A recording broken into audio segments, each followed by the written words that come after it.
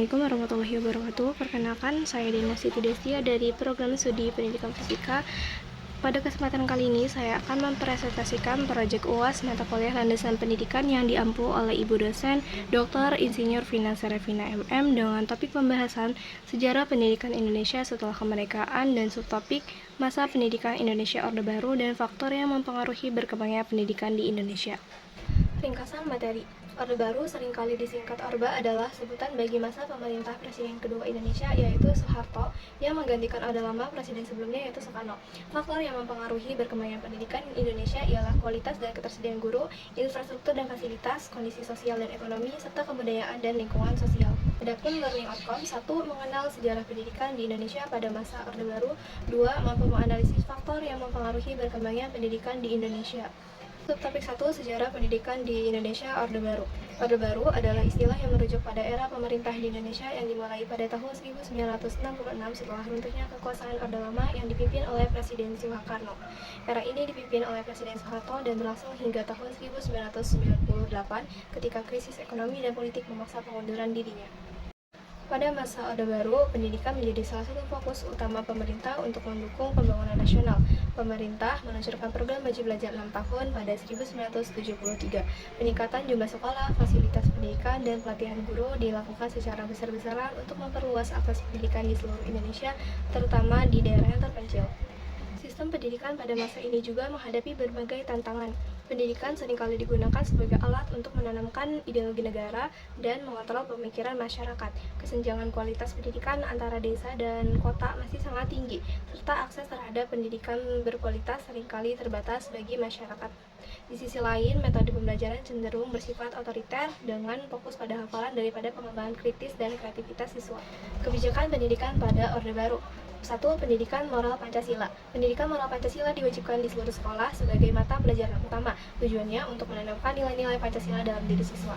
2. Wajib belajar 6 tahun. Pada tahun 1984, pemerintah mencanangkan program wajib belajar 6 tahun untuk pendidikan dasar. Ini bertujuan untuk meningkatkan partisipasi pendidikan pada tingkat sekolah dasar di seluruh Indonesia. 3. Sekolah Pembangunan Nasional.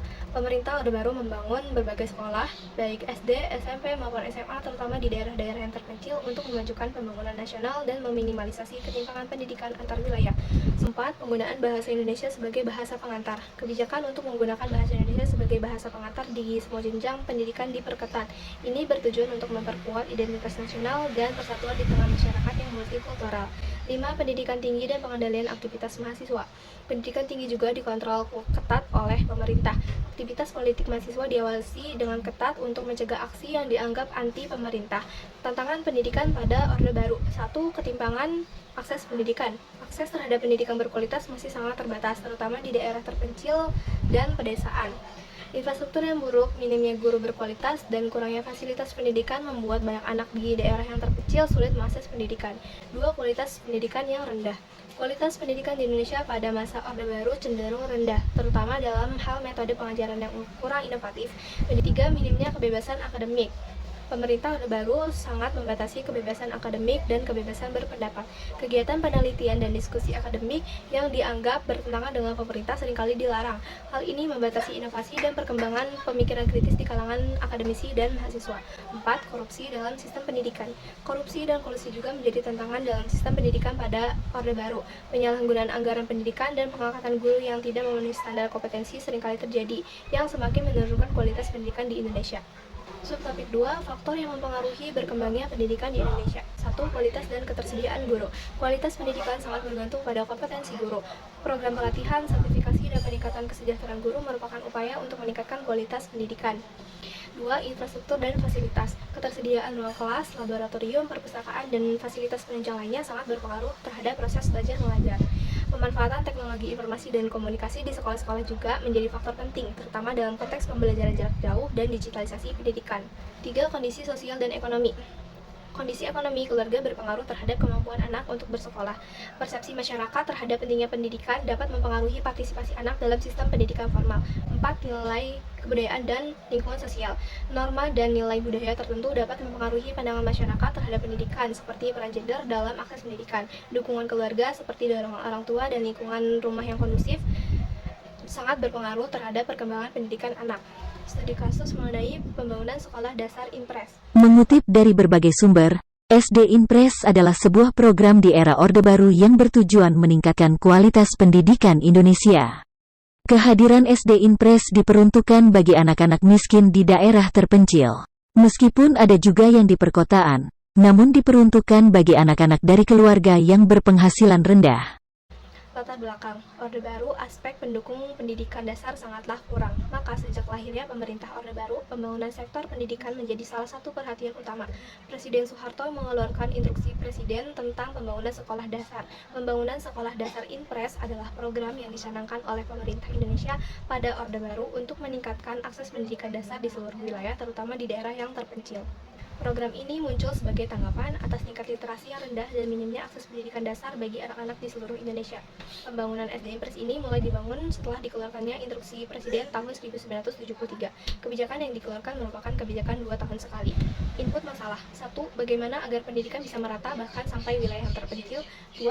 Apa yang bisa dilakukan agar bisa mendukung fasilitas pendidikan? 3. Bagaimana agar anak yang berasal dari keluarga menengah ke bawah bisa merasakan pendidikan?